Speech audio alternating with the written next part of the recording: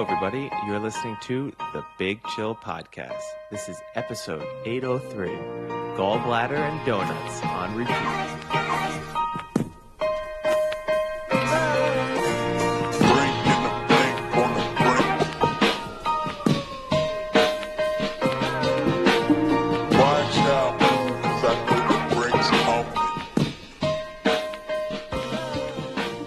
Big Chillians, and welcome back to the Big Chill Podcast. I'm Frank, joined as always with Eddie. Eddie, congratulations. National Donut Day. I bet you had yourself a fucking go of it. I haven't had a donut in such a long time. It's been a long time. Guess who got half a dozen today? This is the thing I love. Somehow I have this reputation of being the king of donuts. I eat maybe 6 donuts a year. You eat probably 6 donuts a week. And yet somehow I'm the guy. What I will tell you, though, is I am getting back. I told you I'm relaunching my tennis career. And I'm the type big of person into donuts. Well, I got... Just to almost amuse you. So I'm. Some people play without the dampeners, the anti-vibration thing you stick on the racket. I play with them. I don't like the feeling of not having it. But I bought donut shaped ones I'm going to play with. Of course you did. You're sponsored by Big Donut. Dunkin' Donuts is sponsoring my tennis even comeback. Bigger than Dunkin'. It's like all like all donut corporations. Krispy Kreme, Dunkin'. Yeah, I'm at the Donut Illuminati meeting once a quarter. That's it. Yeah. But National Donut Day today. The bakery down the block from me is actually a pretty good bakery. I stopped in one time and kind of looked at everything, but didn't buy anything. And then when I walked by today to get a coffee, because there was a nice coffee shop right next to it, there was like balloons and a sign out front. And it was like National Donut Day. So I was like, "You've got me." Fair enough. You're gonna make a show of it. You've got me. So I went in and bought half a dozen and brought them in for my lab. What I love is that National Donut Day is June 6th, which is the anniversary of D-Day, and that's how America has decided to commemorate it. What better way to honor our heroes than to eat lots of donuts? Yeah. These are the things that we fought so hard to have in this country. D-Day stands for Donut Day. That's how they got there. I wonder if that's how they got there. It wouldn't surprise me. It wouldn't surprise me either. But good donuts, and I think you'll like the glaze. A very good, nice, yeasty, big glazed donut. It was good. Don't describe anything I'm going to eat as yeasty, please. That's not. If you tell me something's big and yeasty, I want nothing to do with it. It was a big old yeasty bitch. Well, anyway, that's great. No donuts. And I've been, obviously when you're visiting, we're gonna take you to my gym. I've been back in a regular, fairly regular gym attendance, and this week has thrown up 2 interesting gym encounters. The first, I was there on Wednesday. And there was a guy. Now, wait, real quick. Are you telling me this that you want me to, like, as someone who's been at the gym for 20 years, give you, like, how I feel about the situation? Or is this just a listen to this effed up story? It's more of a listen to this. The first one, you can tell me what would happen to someone at the gym who did this at the gyms you've been going to. Gotcha. So I was there. I was there late. So on a weekday, it closes at 9:30. Okay. And I arrived at 8. So it's not super busy at that point. Most people have left. Are most people like after work, like 5, 6? You get like a 6 to 8 rush for sure. And then after that, it dies down. And so it was, fairly open. But there was one guy, I started on the bike just to get my little aerobic session in before I went onto the weights. And there was near where the bikes are, there's a lot of the machines. And this guy was like rotating from machine to machine every set. He was probably... How many machines? 4, I would say. Wow. Heavy superset there. That's a every superset super set. with lots of pauses in between. It was mostly just sitting at a machine and then doing like 6 reps, sitting a bit more, and then moving on to the next machine and doing that in like a very extended sequence. All And while, coming back. yeah, Like, all okay. all whilst having his Bluetooth headphones in and having a business meeting whilst God. well, extremely loudly. And now so loudly that like I was on a bike probably 15 yards away, 15 yards, 15 meters away from him with my AirPods on, listening to something. And I could still hear him like having this extremely loud meeting while we were doing it. So I gave him a death stare multiple times, just kind of Did it just work? no.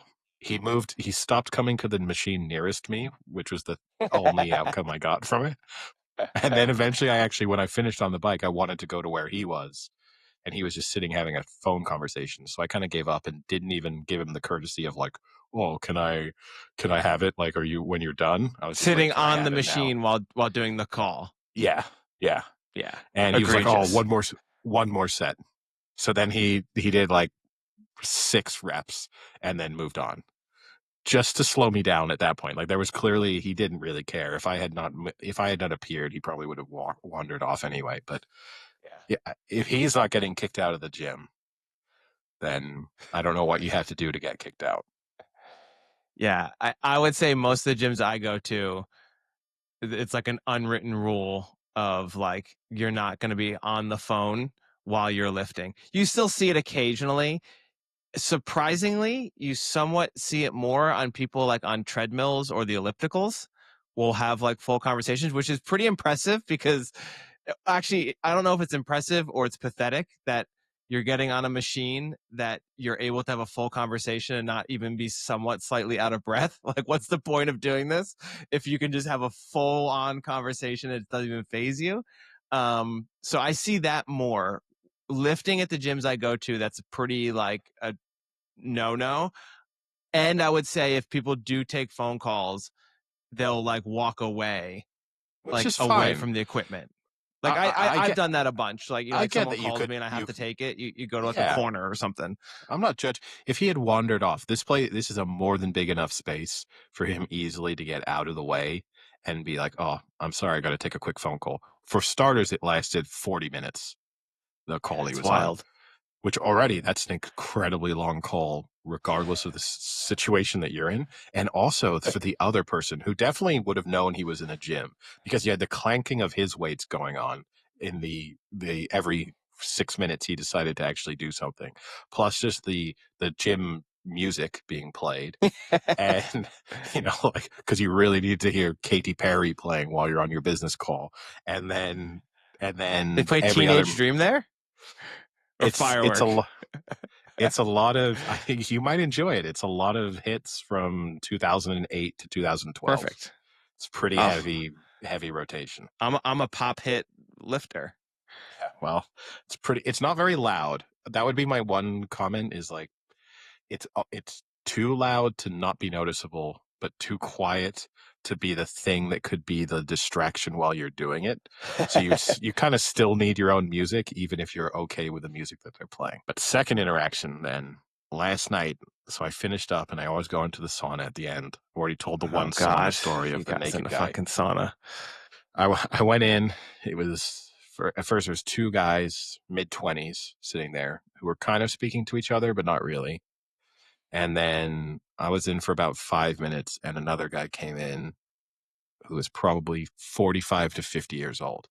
Now, the two 25-year-olds who were sitting in there in very good shape, and the 45 to 50-year-old who came in was also in very good shape, but quite like sinewy, but in good shape. And he walks in. What's towels? Everyone in towels? Everyone in bathing suits and towels. There's no In bathing suits and towels. or Okay. like shorts or whatever. No one's Okay. nude in this scenario. But he walks in and he sits down and one of the young guys says, "Oh, hey, you're looking really good at the moment. Like you've lost a lot of weight. What have you been doing?" And he was like, "Oh, thanks." And he's like, "No, like what's the secret? What have you been doing?" He's like, "Oh, I have cancer. Oh my God. And the guy was like, what? He's like, yeah. He Oh, was like, yeah, I have pancreatic cancer. oh my God. That gets worse. Yeah. And the guy was like, well, you do look like you've lost weight. And he was like, oh, I've put more weight back on. He was like, my low. So he's like, oh, right now I weigh 60 kilos. My low was 49 kilos. Now he Holy is shit. probably 6 foot tall. So It's like my 49, height. yeah, in heels. 49 kilos at 6 foot. That's really skinny. That's Like skinny. yeah. Yeah. Eh, For our American Um, listeners, that's like 105 pounds. yeah, yeah. And then he was like, "Oh no, it's all good. They caught it really early. They've Oh, well, removed that's most of good they've then. removed most of my pancreas." Because then we just had this long conversation. Is everyone So involved now? Are you yeah, in yeah, it too? yeah. I joined in at this point. He's like, "Yeah, no, they've removed 90% of my pancreas. Took out my Damn. gallbladder." I nearly chimed in with, "They also took out my gallbladder," but I thought, no, you know what? Oh, did you have pancreatic cancer too? No, No. I was just downward dog in a hotel room for 2 days. So I decided, you know what? I'll sit this one out. This isn't when you also saved me too.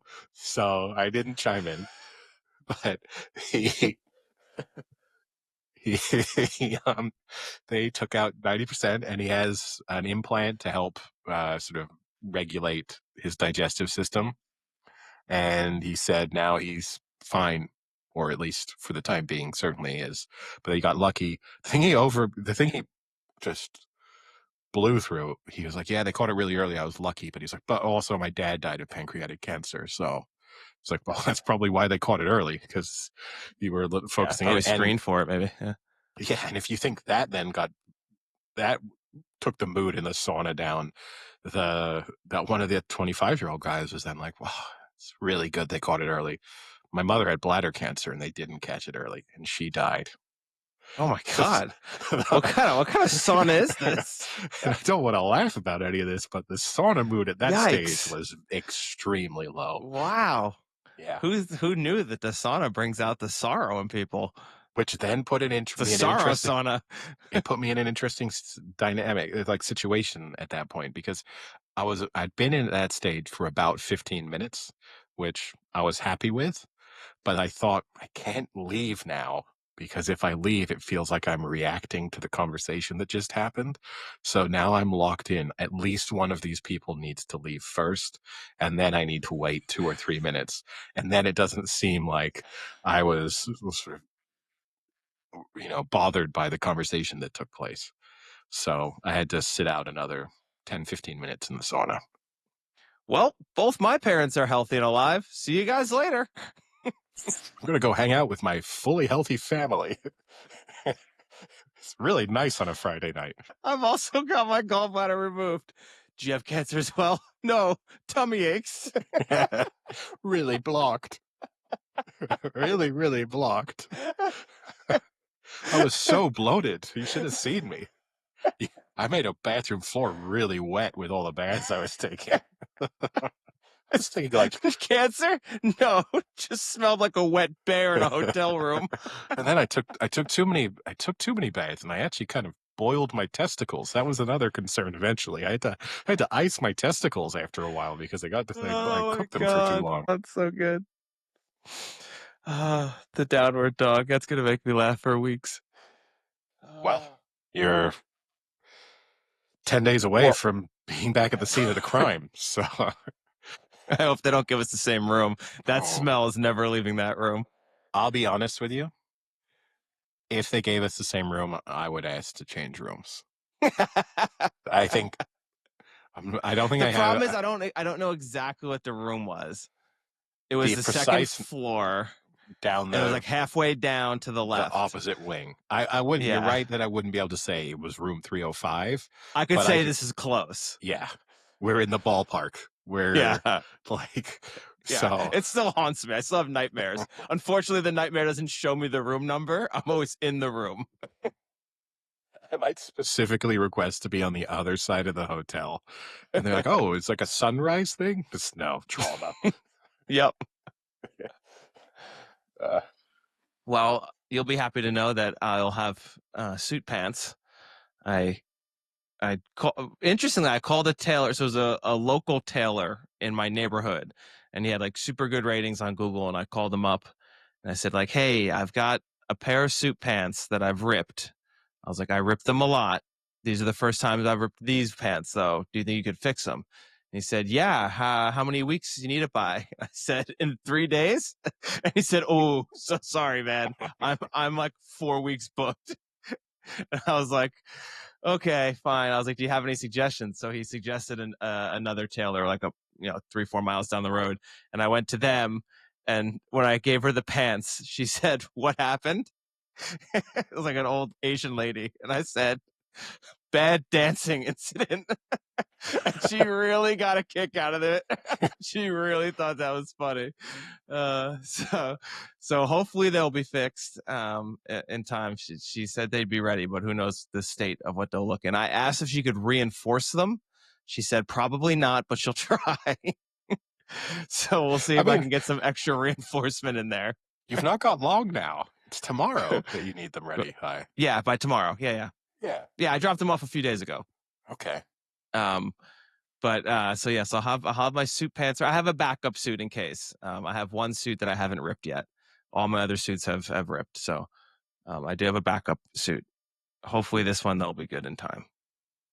Eventually, you just got to go down the fully tailored route. Yeah, I think one is tailored, and two, I need to get some flexibility in them, like a little polyester in my suit pants. Oh, stylish. Like a little stretch, like a little stretchiness in them. Just a little, like a 5%. Give me 5% polyester. Shiny.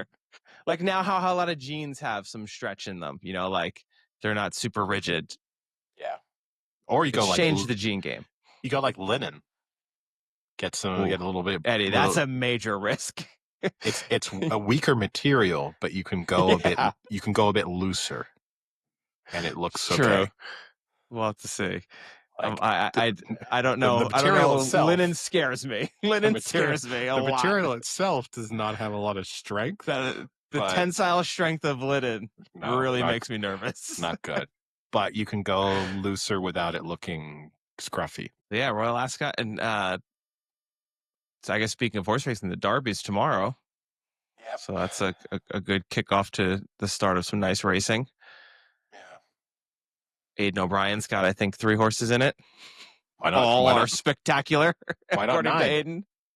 This is the thing, and I mean, at some point, right? We'll have to go over this again. But it's because you have 2 of his big horses. We should discuss this with friend of the podcast, Emmett Kennedy. This would be a great Emmett Kennedy discussion because he is a big Aidan O'Brien supporter, and not that I'm not. Like I love the O'Brien horses. We're both big O'Brien fans, big O'Brien bettors, big Ryan Moore fans, big Ryan Moore bettors. Although I did not bet on any Ryan Moore horses today, and that kind of screwed me in the Oaks and a couple other races at Epsom. But what bothers me about it, and there's no doubting he's an incredible trainer. But the problem is that you can manipulate the narrative of any of his horses to sort of exaggerate the quality of the training that's gone on.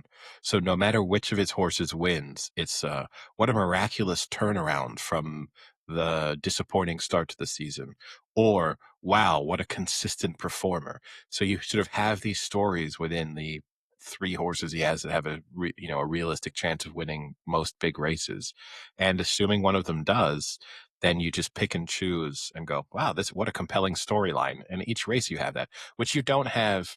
Like John Gosden wins a race, or Charlie Appleby wins a race, and we don't have these huge discussions about another magnificent training performance from Charlie Appleby, a horse that, just was a complete donkey first race of the season, has now won the Derby. It just doesn't happen as much. And so that's the only bit. And we've obviously seen it the last couple of years where he's had these horses have terrible starts to the season and then bounce back to be unstoppable for the remainder.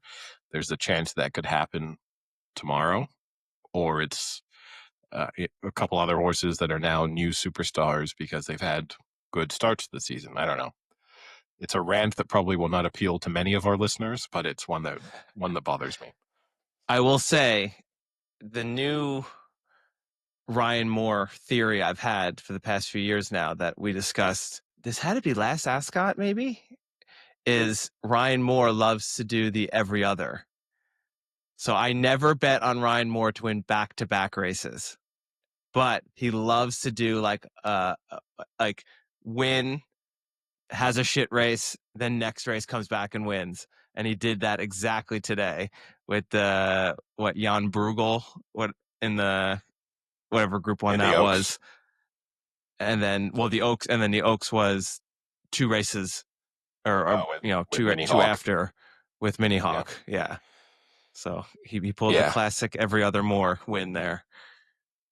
Yeah, and fortunately in that I didn't bet on either. So had that going for it. But yeah.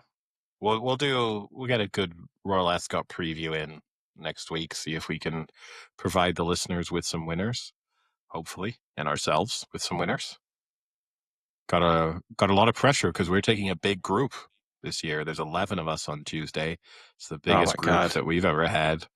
So that's most too of many. whom, too many to corral. Too many to corral. We're gonna have to break off into separate groups. I'm gonna break off on my own. I'll just be me. My problem is, you know me, I like there to be collective betting a lot of the time. I mean, not in terms of similar stakes, but the idea that the whole same group horse has energy going behind the same horse for 2 reasons. One, it's more fun when everybody wins because there's nothing worse than if there's 11 of us and 8 head winners and 3 people are there ripping tickets up, or the reverse. Even worse, or like everyone bets a horse, and then that one person doesn't get told and doesn't have the chance to say, yes, take out some more money for me and bet that horse because we've lost every other race. Oh, that's I'll tell you what, Frank. I'll tell you what. I will match my stake of every bet I place. I'll throw a little bit onto you, and then the end of the week I'll go, and Frank, here's how much money you owe me because that's gone terribly. But I just wanted to make sure you didn't miss out on any of those incredible winners I had. We have one person attending, Phil. There's no chance that he gets involved in the collective because he will love the idea. But you know what? Good. Because I know Phil enough to know that he would be the type of person who would like go against the grain and love it. So I will equally love that he goes against the grain and we all have a fucking massive win. And he's in the corner like, oh, I can't pay for this round, guys. I didn't win any races. And you know what, Phil? I hope you hear this. He probably will. Hope you can be invited to suck it. The only reason he will hear it, I suppose, is I'll tell him to listen, 23 minutes into the podcast. But other than that, he is not a normal listener. Or not a regular. He's going to be at the Stag, sulking in the corner, smoking his cigarette. That's true. That will happen, win, lose, or draw. Now, speaking of people sulking, one person who's certainly not had a great day is Ange Postecoglou, now former Tottenham Hotspur manager, sacked today. I don't know how to feel about it. Obviously, they had a terrible season in the Premier League, and under a lot of other circumstances, certainly would have been in a genuine relegation battle, if not potentially could have gone down. But then, what a trophy! You win the Europa League, you get Champions League football through it, and I kind of feel like you have to get another go. I understand. I mean, how often do they win a trophy, no matter what it is? Yeah, exactly. I do get the objective analysis would say the league season is more representative of how well you're doing, and maybe the players either don't like the system or have checked out on you, and we can't count on you winning the Champions League next year. So if we're bottom half of the table, then that's a disaster. I understand, but I always feel like in any sport, you win something that buys you a year.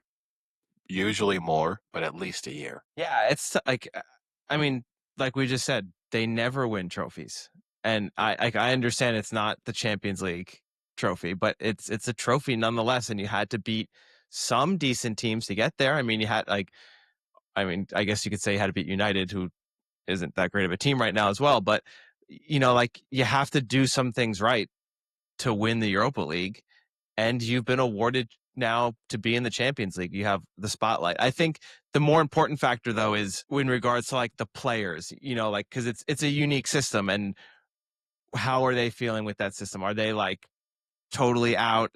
Has there been talks that this isn't working for anyone?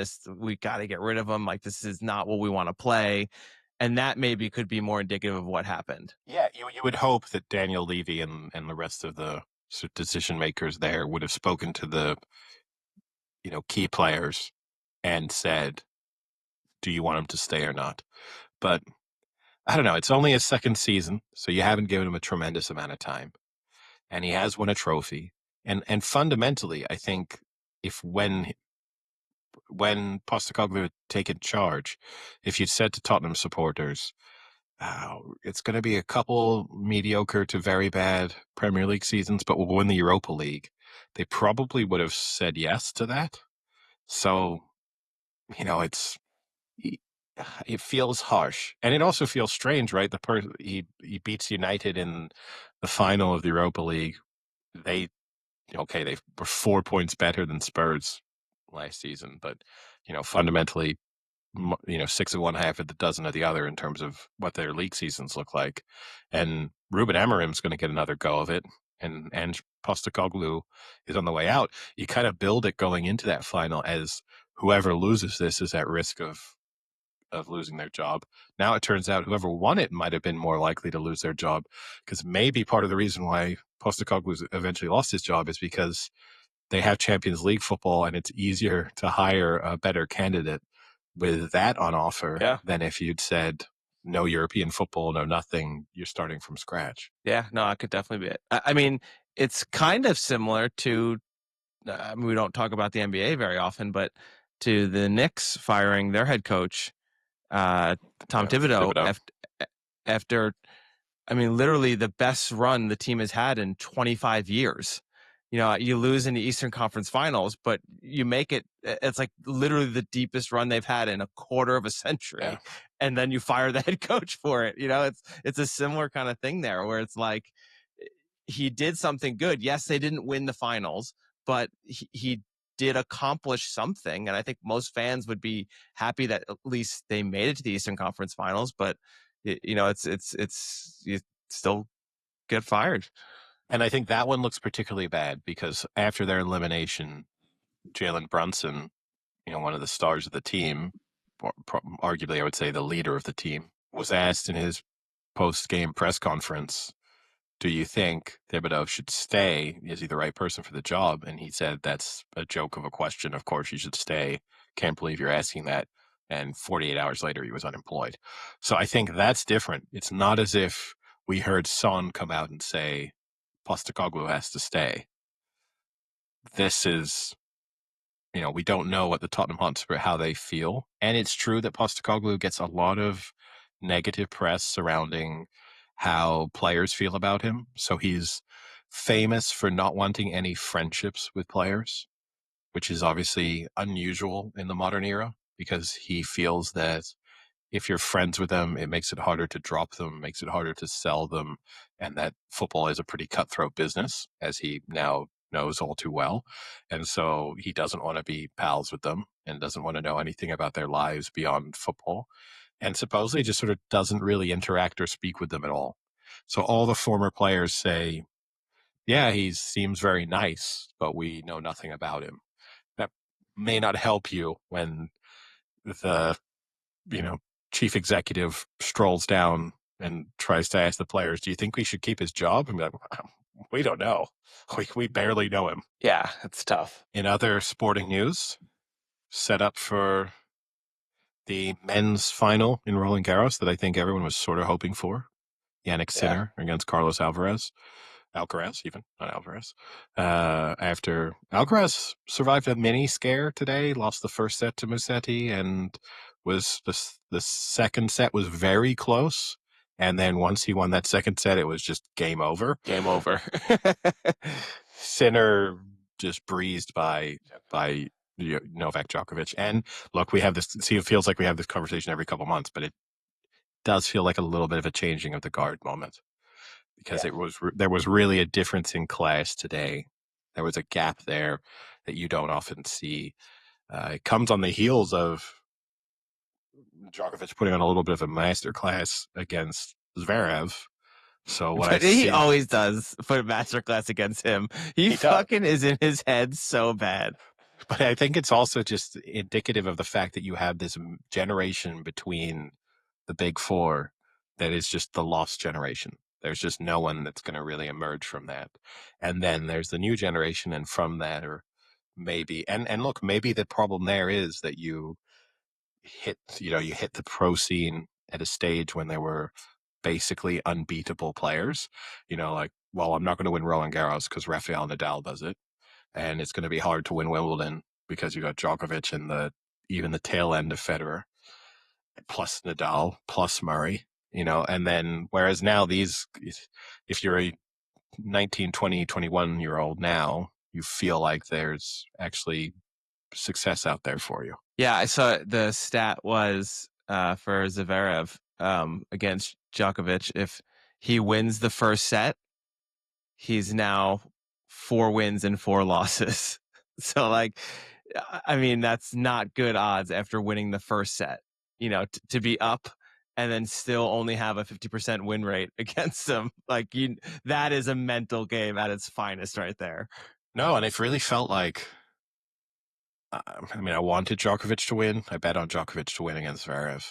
And when Zverev won the first set, I was worried, because you did just feel like, Wasn't. and then as soon as Djokovic won the second set, you saw the mental collapse start to happen with Zverev, and he unraveled so fast. Once he starts complaining about his forehand to his box, like he's just screaming at his dad about why he's mishitting forehands. I don't understand how you reach that level of sort of athletic achievement whilst having such a massive hole within your sort of mental fortitude. It's impressive. I mean, he unravels quickly, and it gets dark. Yes. Yes. No, I mean it was not good. But conversely, in the quarterfinal you had Bublik against Sinner. Now Sinner completely tore Bublik apart, won 6-1, 7-5, 6-0. But I don't know if you saw Bublik's tweet after his defeat. Like 15 minutes after he got off the court, he went on and tweeted, "I almost got him, guys." I like that. Yeah, it's which is nice. I mean, Bublik's very fun to watch and listen to, and has his own complexes, but handles them much better. That's funny. And then I think a great men's final and also a great women's final as well. Yeah, I mean, it does feel a little bit like, Sabalenka Swiatek at Roland Garros was the matchup everyone wanted to see. We obviously got that in the semis, and it was good until it wasn't. Sabalenka, when she took control of the third set, it went by quickly, and Goff had a pretty easy semi in facing Boisson, who'd come out of nowhere, ranked in the 300s, and then managing to make a Grand Slam semifinal. So Goff definitely, it's an interesting matchup, Sabalenka Goff. I think it's still, if you'd been able to choose, obviously it wasn't possible with the way the draw was, but if you'd been able to choose what the final matchup was like, I think you'd want Sabalenka Swiatek. But yeah, this is, at least you have a Saturday and Sunday with two very compelling matches in both final. I think Sabalenka will win, and I think We Alcaraz will know win. you don't want Goff in the final because you're anti-American, but Certainly in the current climate, how on earth could I then? But then I don't know what to do. It's a tough matchup for me either way, because it's a Russian against an American, so there's no winner there for me. But yeah, I think Sabalenka will win, and Belarusian, I should say, Sabalenka, not Russian, but um, and I think Alcaraz will win. Think. Less confident on that one, though. But based off of what we saw from each of them in the, you had the final in Rome, which felt like a precursor to what we might see at Roland Garros, and Alcaraz was much the stronger in Rome. Admittedly, that was Sinner coming off his PED ban, but so he hadn't played. So he wasn't on them yet. He wasn't back on them yet. He wanted one clean test before he started taking them again. Smart, but super smart. Yeah, that's how you fool them. But yeah, no, I think Alcaraz just has that little bit of an advantage on clay, and I think that will prove to be the difference. Yeah, I think it's going to be a great matchup, though. I will definitely be watching that before I have to board my flight. Yeah, might be. I mean, maybe. You might not get to see all of it, I guess, depending on what time. No, it definitely will, because it'll be on early. Because what time's your flight? Nighttime, like 8 p.m., 9 p.m. Nice. Yeah, the late flight is nice, because then you can hopefully sleep, because you're just generally tired. Yeah, my plan is to run myself into the ground until Sunday. So I'm so exhausted I sleep on the plane. Yeah, but then sometimes sick. you can just be you could get sick, or you could just be like overtired and then unable to sleep because you just reach a level of you just reach a level of tiredness where your body has just accepted the fact that it will never sleep again. I start acting like Kristen Wiig in Bridesmaid. Oh, here we go. Have you caught the drama? Bring what up? Okay. No, Rozentals? I'm usually always up on reading the Daily Canoe, but just this week I've been so busy I haven't had a chance to really pick it up. Well, the reason you may have encountered him, the more likely reason, is because he has an OnlyFans. Short. Oh. Yeah, the Short Man's Club. He might be a member there too. He's a short king. But he has an OnlyFans account, which he's been using to supplement his income because he says you don't earn enough. Can you tell me a little bit more about this person before you start going into his OnlyFans? Is he like on like the national team in the Olympics? He's a British champion. So he's an Olympic canoeist. And I think he's quite good. I don't know where exactly he sits. A canoeist or a canoe? But he basically said that he started his OnlyFans account, I think in the beginning of the year, to supplement his income because he found it very hard. He needed another source of income in addition to being a canoeist, unsurprisingly, but that any other job was too demanding on him to be able to also train in the ways that he needs to train. So he was going to have to compromise on one way or the other. And his solution was to start an OnlyFans account. And he has done quite well. He's made 6 figures from his OnlyFans account over the course of this year. And what's crazy, it's surprising because it's only $15.99 a month. So to get into 6 figures, I mean, how many subscriptions do you have? 1,000. But I'm really passionate about canoeing. But he and basically UK Canoe, or whatever the group is, told him you can't have an OnlyFans account and represent Great Britain and Northern Ireland. So you got to choose OnlyFans or canoeing. It seems he is choosing OnlyFans. OnlyFans. Yeah. Yes. Thank God. That's an account I didn't want to lose. Which is causing a major discussion and a bit of backlash. Some people supporting him, some people not. It's a little weird to me, I have to say, because it seems very English, though, that he's not allowed to have the OnlyFans. I think the idea, right, is you're kind of bringing the sport or the governing body into disrepute, and it just is not a great look. The thing that Sydney Sweeney is literally selling her used bathwater as soap, and people are fucking praising it. And this guy just wants to throw a few fucking dick pics up to make some money, and it's the worst thing in the world. Brett Favre is all in favor of this guy, but I don't know. I can kind of get it. Like, how bad are these? Like, how bad is the account? I've not explored it. I mean, that's another. No, but you're not wrong. That is a big issue. You're not wrong. Is this like hardcore porn, or is this like him like with no shirt on canoeing? Do you know what I mean? Like those are two very different things. Yes. Is he like the firefighter annual pinup calendar, or is it like you can find these leaked videos on Pornhub. Those are two very different things. Well, because you could legitimately basically just be publishing that ESPN nude. They used to do those athlete nude photo. Now, admittedly, it would conceal genitalia, but the sort of artistic, let's look at how fantastic their bodies are. You could be a little bit further than that and have an OnlyFans account. Now, here's the other thing which is I always love. OnlyFans has been so sort of co-opted by the idea that it is purely for pornography that when you say that someone has an OnlyFans account, it's the only thing that people think of, even though it was originally started. This guy could just be filming himself playing the ukulele and trying to get people to like support his art. And he's like, no, it's not a bad thing. But yeah, you're right. Is he sort of like, shooting a stream of his own piss up into the air? No. No, I'm not doing that. What you just described seemed very specific. I think I have my answer. Yeah, I don't know, but he says and look, I understand what his argument is, which is if I give up the OnlyFans, I then don't have enough money to support myself. I'm back to square one, and I know that no other jobs.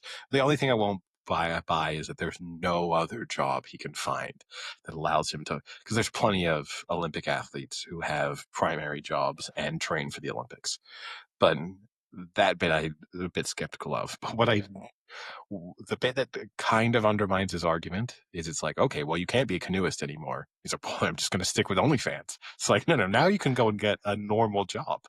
It's like, no. Why would you get a normal job when you can make six figures? Because I think this is where he's not expressing himself well, which should just be, I actually like doing this. I make good money, and I love canoeing. But instead, it's like, I can't make enough money canoeing, so I have to do this to make money, which is, well, we've taken the canoeing away. Go and do another job. But no, I'm going to still keep doing this. It's like, okay, because you like the money.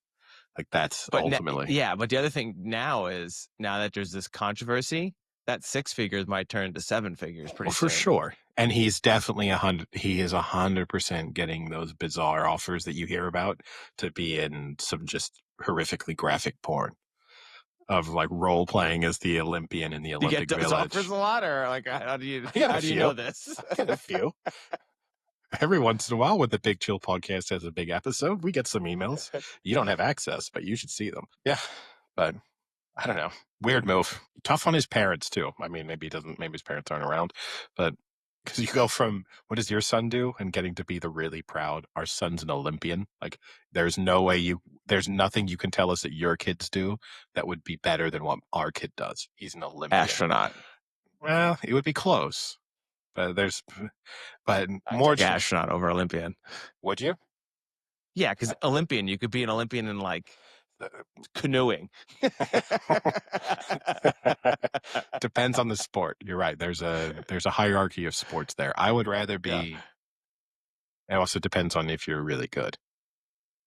I'd rather be an Olympic gold medalist than an astronaut. Any event. Yeah. I think because there's a hierarchy. There's a hierarchy of astronauts too. Astronauts who I was literally just gonna say, astronaut who's touched the moon. No, that beats everything. Yeah, but if it's just I spent 4 weeks in the International Space Station, who cares? You just. What if you spent like a year, like those two people did? Even then, I don't really care. You just orbited the planet for a while and watered some plants. Like it wasn't really that much of an achievement once you got there. But I'd write gold medal, silver. I go astronaut, but gold. I'm wow. Olympian. Either first place on that podium or nothing. Yeah, that's why I'm nothing. That's either first place on the podium or you're floating 50,000 feet above. Yeah, exactly. Yeah. So we'll see. Maybe he'll change his mind, but it doesn't look likely. Speaking of people with weird reputations, I thought the story you were going to say is that the Pittsburgh Steelers have landed their quarterback in one of them. Aaron Rodgers. Is that how you say his name? Yeah. I guess it was inevitable once he ran out of any other potential landing spots. It was either retirement or the Steelers.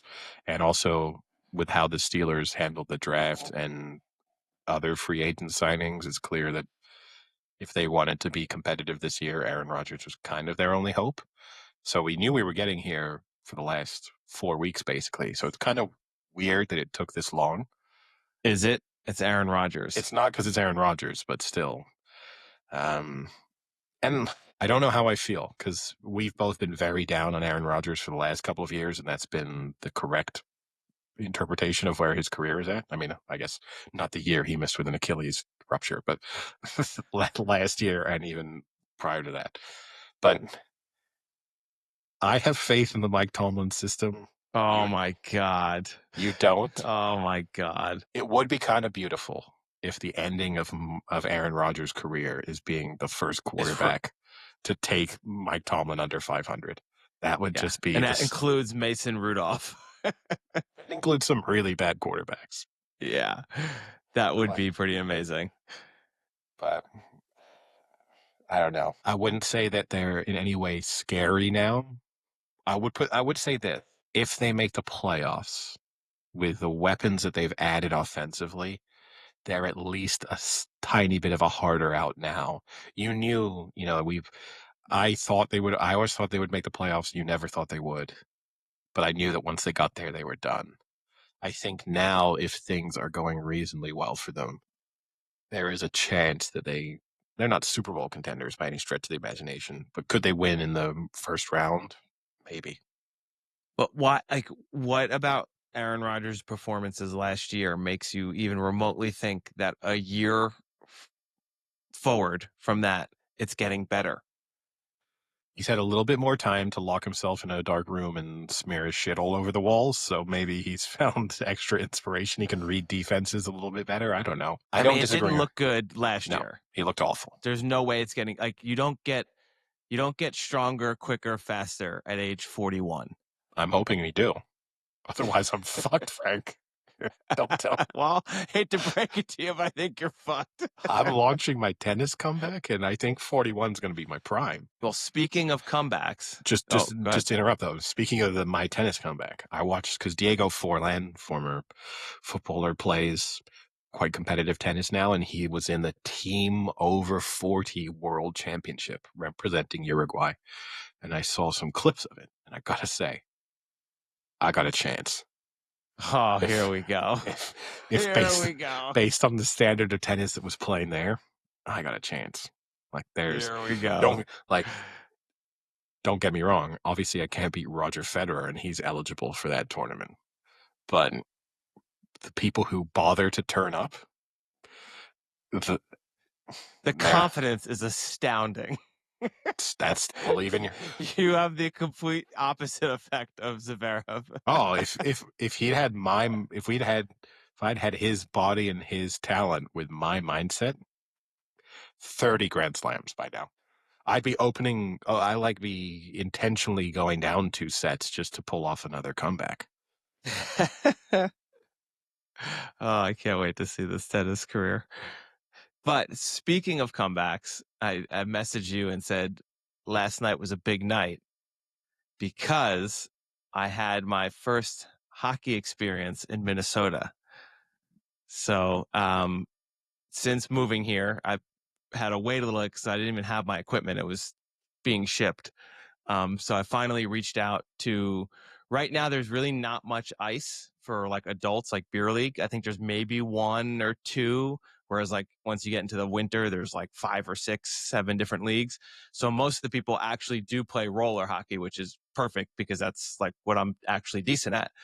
So I reached out to the guy and I said hey, I had reached out a few months before saying hey, I'm moving up from Arizona. I know your season's starting now, but will be cool once I move up there that you can just throw me on a team. And he's yeah, no problem. Just reach back out. So I messaged him again, said hey, I'm finally here. Just want to get out there and play. You have 3 divisions, the Premier Division or Premier here, I guess, the Gold Division, and then the Silver. What do you think? And I kind of told him what I play. And he said, well, just go into the lowest tier, go into the Silver, see how it is. And then you can always move up or whatever.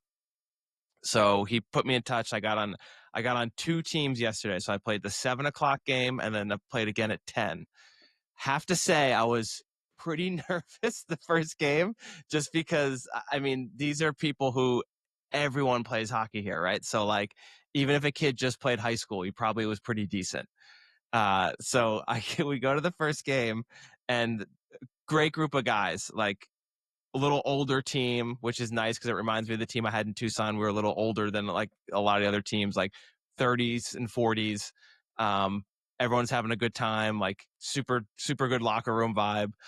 Um, we get out there, and the guy says, "Hey, just to let you know, this is like our rival. So for the past 2 or 3 seasons, like we get pretty chippy." And now already I'm like really nervous. Like, fuck, am I gonna have to like fight someone this first game? Like, I'm not a big enforcer guy. Like, this. I don't want to get fucking chippy. The first shift, I'm not out, but it's like the first shift of the game. There's 2 penalties already, and these guys on the other team are like flying.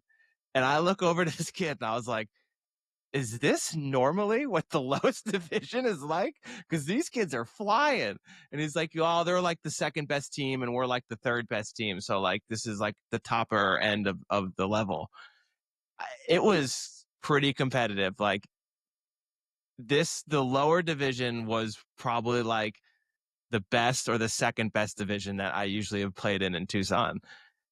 After we lost the game, so we go down, I think 9-2. It was not Close. looking good.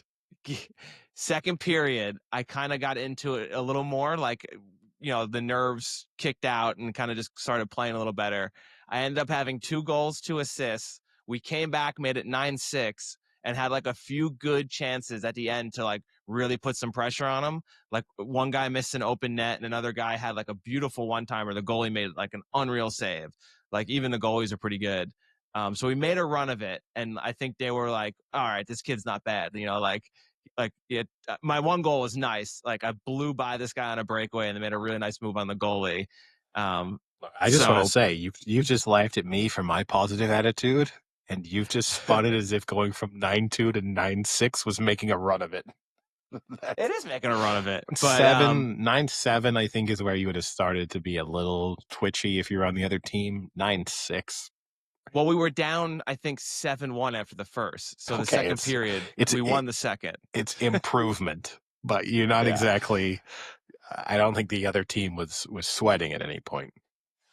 But came to find out that team had actually taken. They also have a team in the next division up, and they apparently had taken like 4 of their players from their other division and brought them down into this game. So it wasn't really like a true lower division, which made me feel a little better. And then I went into the second game, the 10 o'clock, and played a lot better. And that was like definitely not of the same quality of the first game. And I think I played pretty well. But turns out this morning I woke up to 2 text messages from each team captain wanting to put me on the roster. So I got contracts from both teams. So I guess I had 2 goals in the second game as well. So, and we won that game, I think like 7-3, something like that. So impressed enough to get a double contract offer up in Minneapolis here. Congratulations. Again, I feel like already got asked what my jersey size was, what number. This is a good one too. The guy's like, "What number you want?" I was like 14, and he goes, "Oh man, that's taken." And he sends the list of like the name, and it's the guy the captain who I'm messaging with is the one who's taken. And I was like, "Hey, listen, a true captain is willing to give up his number to make someone happy." He kind of liked that one, but he didn't give up his number. Didn't like it that much. Yeah. So now I'm getting him a Rolex, and it's all gonna be good. Yeah. I always find that weird when people buy people's numbers off them. That's kind of weird. I've never cared enough about a number to think that I would actually give someone money. I mean, I'm also lucky that I usually played with a number that no one else ever wanted when I was on teams where you could really choose your number. I was on lots of teams where your number was set by position and status within the team, but I was 95 on any team where I could choose a number. And weird number. Yeah. Well, the year Blackburn won the Premier League. And No one else was ever competing with me for 95. That one was always up for grabs. Yeah, I'm surprised mine was taken. Not many people have my number, but because not many NHL players have it. So Any find a new number. other sporting stories to? So what do you do? What do you do then if your number's taken? Do you flip it? Do you do the reverse? 59. So I'm always well, yeah, I'm always 14. 41. So do I go 41? Or do you just No. go like 15? Do you go to No, like you don't go closest to it? You just go a whole new number.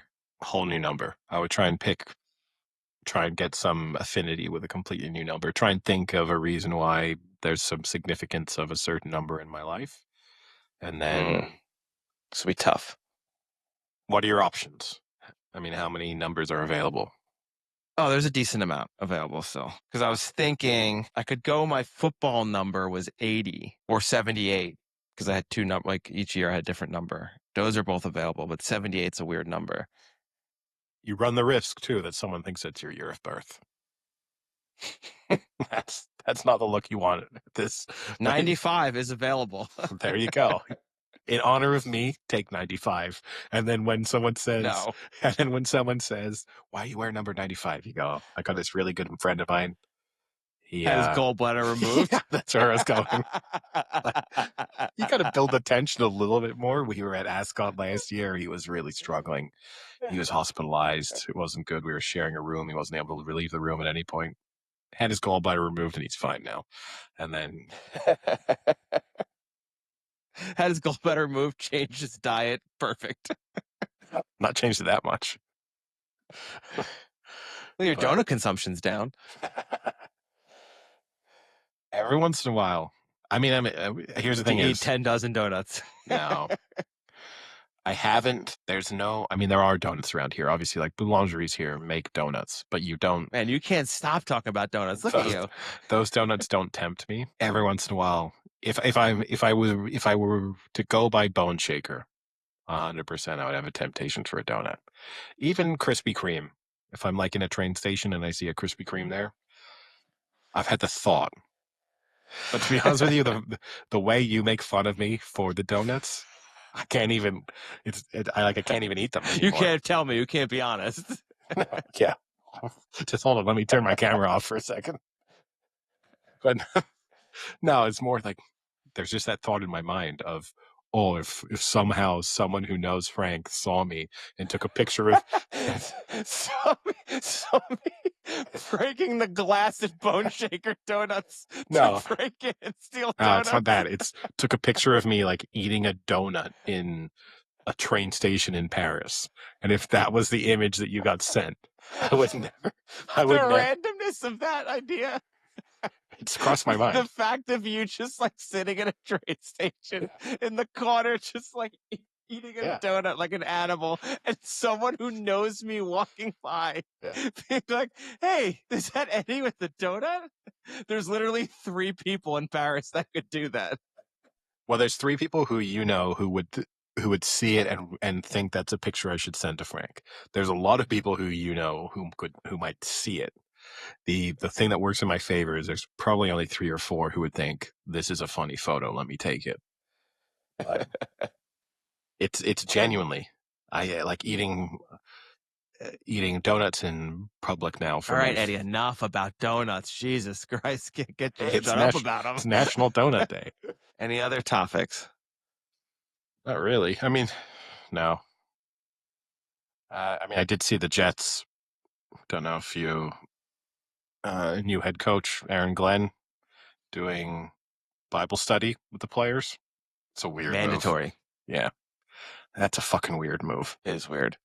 I mean, what do you do if you're not religious? You're not of that religion, or like of a different religion? I don't get it. Yeah, I think it might almost be easier if you have a different religion, though, because hopefully, if they're kind of respectful, then you're just reading a fiction book. It's like book of the month club, and there's a sort of spirit. You could probably spin it into this is spirituality and learning about different religions, and there's a lot of overlap with my faith, and I'll just focus in on those points. It's still not good. But I think if you're just completely, I'm an atheist, I don't believe in any of this. This is a complete waste of time. That's a tougher room to be in.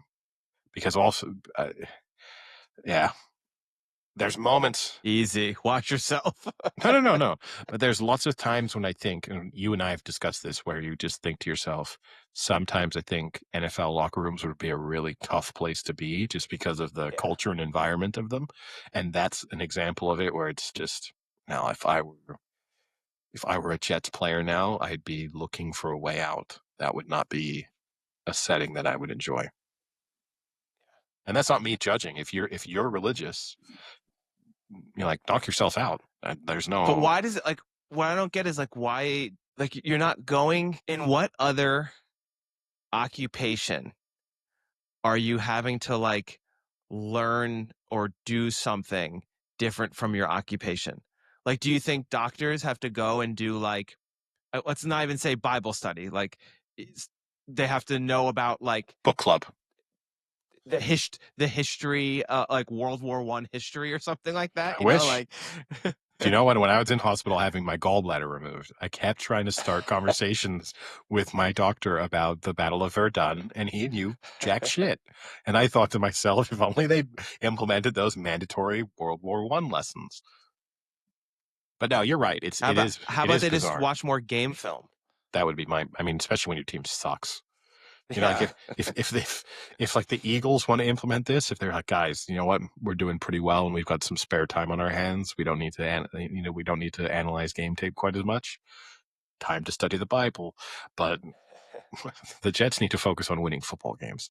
But ultimately, if you spoke to him, if we had him on as a guest, he would say this is part of helping them win because, God and Jesus, good character. Not even that, because they genuinely believe that, Jesus helps them win. So that's the tough part of this. Is I bet you there's moments in that club where he says, "Do you know what, guys? This is more important than anything we do in this building."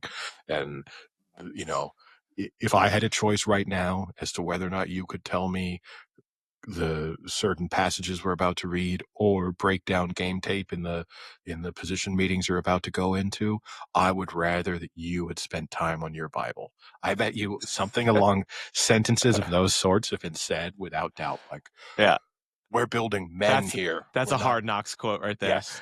Yeah. Like, I will be prouder of you if you are a good man in this room than if you're a good man out on that field. Like those types of things will be flowing out of his mouth. Any non-sporting, well, although we kicked things off, I guess, with some non-sporting topics, but any other non-sporting topics to cover? No, not much for me. I finished the rehearsal. Nice. I heard it. Controversial ending. Kind of. I didn't. Okay. Yeah, maybe not controversial. Maybe like, just like, ending. Let's just say this: the ending it gets you talking. Well, yes and no, but this is the thing about him is because you don't know, it's kind of anticlimactic as an ending. Like, it's impressive what happens in the final episode, but ultimately, relative to what he was trying to achieve, there's a sort of a nothingness there, right? And you can walk away from that and go, he had an interesting idea and kind of built towards it, but it couldn't really execute it, and so didn't nail the landing. Or you can walk away and be like, oh, nice. Yeah. Or you can walk away and go, that's Nathan Fielder for you. He's like, he's playing chess while we're playing checkers, and like, you think it was a disappointing ending, but actually that's what he wanted you to think, because that's how clever he is. Like, he's kind of found himself into that perfect spot where no matter what he does, there's going to be a segment of his viewers who are going to tell you just don't get it. Oh, you think it's stupid? That's because you're stupid. Like, that's and that's what makes it even funnier. Exactly. That's the joke. It's because of assholes like you who don't get it. That's the funny bit. That's why it's funny. So I can go on a subreddit and tell you what an idiot you are. But then there's another group who are saying, no, That's what's funny, is that you think you're the smart one who thinks that they're the idiots for not getting it, but it's really you he's tricking because you think you're smart, but you're really not smart. And you're Yes, and it's a never-ending. and that's Reddit. It's a snake eating its own tail at all moments in time. But yeah, no, it was good. It was good. I watched The Accountant 2 today. Oh, really? Was it good? It's Did fine. you like The Accountant 1? I did, actually. It's not as good as the first one. Fuck. But John Berthal's in it. It's the man. like, there's some funny moments, and it's watchable. You know, it is what it is. It's not trying to win an Oscar. I'll watch it. Like, maybe it'll be on the plane. Yeah, I mean, it's on Amazon Prime, so I could just download it. Yeah. I can watch it on my phone. Perfect. That's the way it was intended to be consumed, on an iPhone at 40,000 feet. Perfect. Yeah. But it's fine. Assuming you go into it with the right expectations, it's perfect. I kind of don't know why it exists. You watch the movie and you kind of get, and you're like, why does the first one exist? I don't know, but at least the first one is this interesting concept, right? Of this guy is autistic genius accountant who also slash hitman, like the most brilliant mathematical mind the world has ever seen, and also the most dangerous killer the world has ever seen. Yeah, A Beautiful Mind meets Jason Bourne. Yes, and you have that combination. Interesting. This one, we already know this about him, so you don't have no reveal from the Ben Affleck perspective, and you already know his brother's going to be in it, but you just sort of have, they're just doing things, but you're like, I don't really know why. Why are you killing these people again? Why? Because it makes money. No. I get why they made the movie, but I mean, within the script, you're just like, wait, why do you want to solve this so badly? I don't understand why this case matters. Do you think one day Ben Affleck was hanging out with Matt Damon and was like, hey, what if we took Good Will Hunting and Jason Bourne and put it together, except I'll be the main actor? And you won't be in it. Yeah. What if we took all the things people loved from those two movies, removed it, and mashed the rest of it together? How would that sound? This is the thing, is I actually really like Ben Affleck, and I think he gets a lot of unnecessary hate. I do too. Like, I feel sorry for him. Like, Matt Damon's has been the butt of jokes, but in a funny way, like Ben Affleck's the butt of sort of malicious jokes. And I do feel a little sorry for him. And obviously his life has not been going super well at all times. But this doesn't...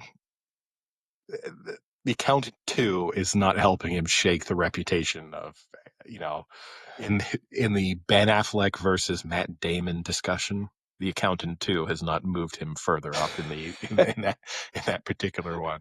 This is a bit like Cristiano Ronaldo scoring a goal in the Saudi League and trying to argue that it makes him better than Messi. All right, I guess with that, we'll call it a day.